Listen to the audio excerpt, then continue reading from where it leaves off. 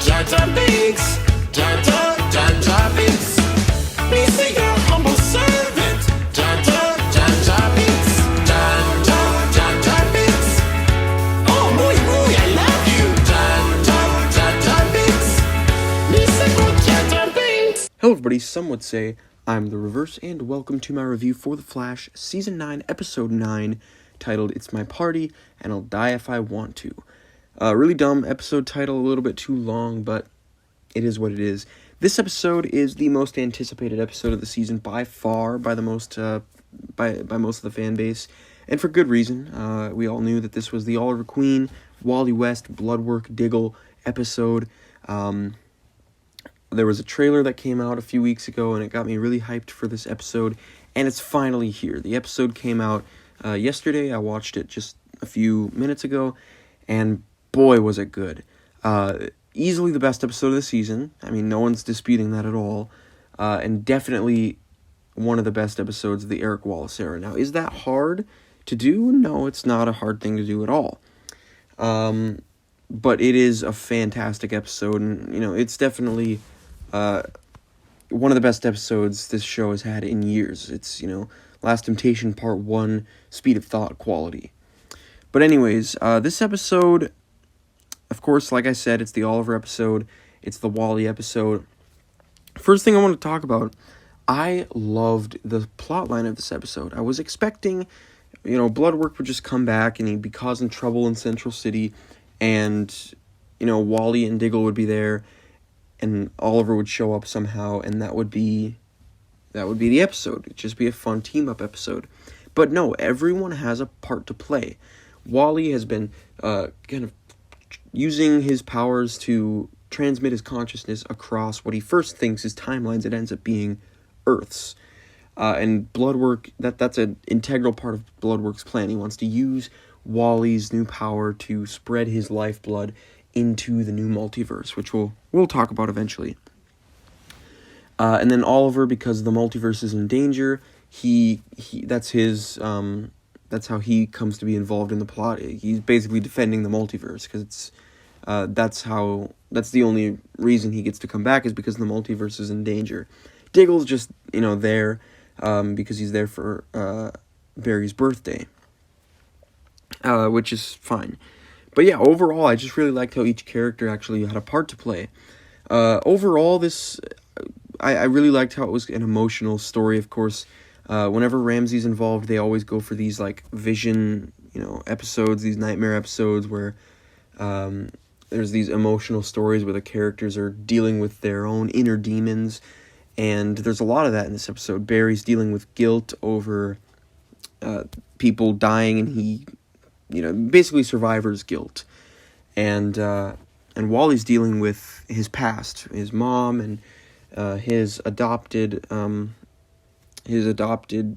brother Barry, and not being part of the West family growing up, and he's just dealing with a lot of his demons, and it's just a really good story.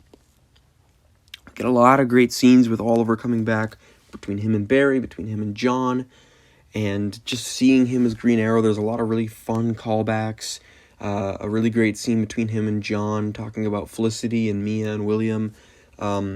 He gets to say, "You have failed this city," to Bloodwork.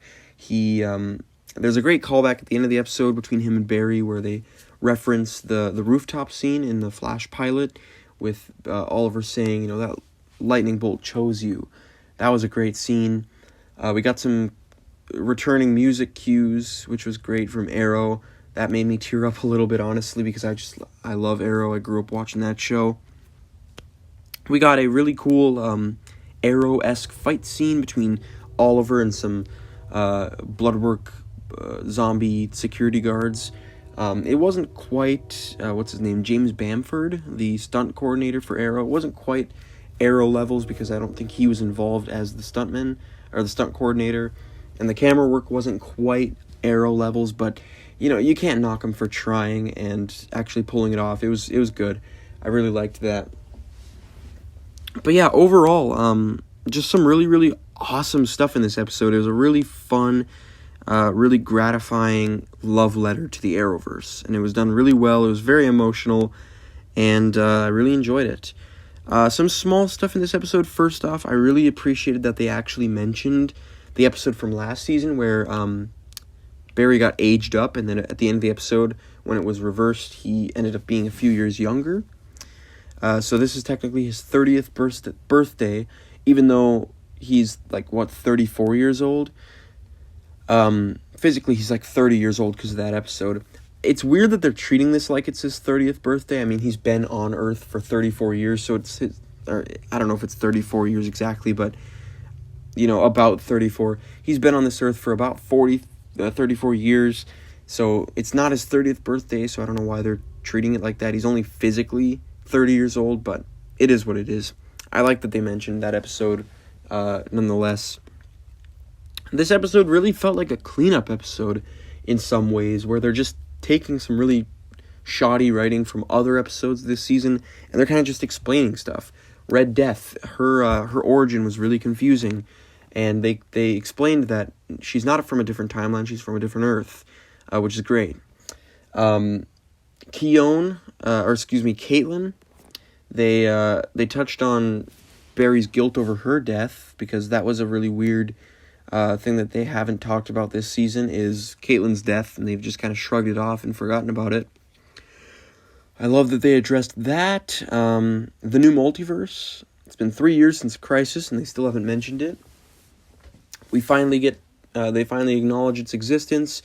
Barry and everyone else learns about its existence, and yeah, it's cool. And what else is there to talk about?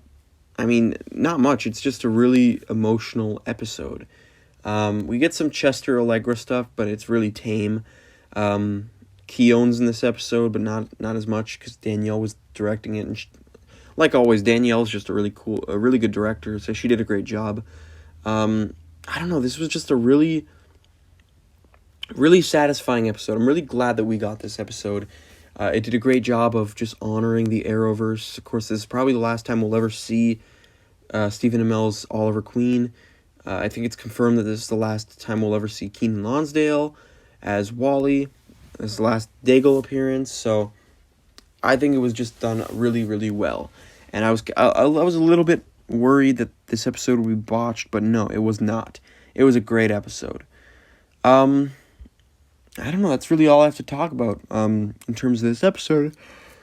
4 episodes left. We have the A New World 4-parter coming up, and we have the promo for episode 10, and boy does it look it looks great. I'm really excited. We get Matt Lesher coming back for next week's episode. We have Michelle Harrison and John Wesley Shipp coming back as Nora and Henry. We get Jesse L. Martin coming back as a young Joe, and we get Singh coming back. He was in this episode, which was cool, but he's coming back as a young Singh, I think. We also have Rick Cosnett. I don't know if he's in next week's, but I know he's in episode 11's. We have the Blue Crystal coming into play. And the part I'm most excited for in the trailer is we have a line where Eobard Thawne is like, we're in the year 2000, and Barry says, "You're here to kill me as a child." They're bringing it full circle, man. They're bringing it full circle with Thawne going back to kill him as a child. I think we're gonna see Thawne, going back to kill Barry's mom, and we're gonna see that fight from this Barry's perspective, and I just can't wait. I think it's gonna be fantastic. So I'm cautiously optimistic. Based on the synopsis, we're still getting Allegra and Chester and Cecile and Keown stuff in this arc, but I really hope that they nail this Barry and Eobard Thawne and Eddie stuff, and I'm just so excited. No more breaks, so 4 more weeks and this season is over, and the series is over, but it looks like it's going to be a real good finale, so here's hoping.